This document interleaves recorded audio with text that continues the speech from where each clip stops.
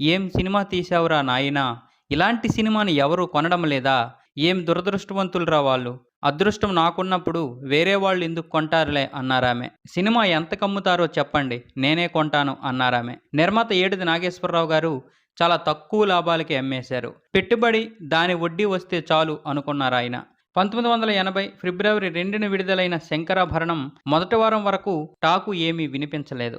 ఆ తర్వాత నుండి మెల్లిగా పబ్లిక్ టాక్ పెరిగి 'క్లాస్' సినిమాలో మాస్ రెస్పాన్స్ వచ్చింది. జనాలు టికెట్స్ కోసం ఎగబడ్డారు.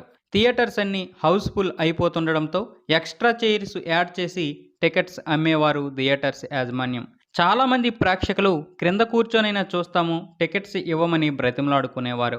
అలాగే మొదటి రోజు టికెట్స్ కోసం ముందు రోజు రాత్రి వచ్చేసి థియేటర్ గేటు ముందు పడుకున్న వాళ్ళు చాలామంది ఉన్నారు. టికెట్స్ దొరికితే ఐఏఎస్ పాస్ అయినంత ఆనందంగా ఫీల్ అయ్యేవారంట. ఆ సినిమా ఆడుతున్న థియేటర్స్‌ని ఒక దేవాలయం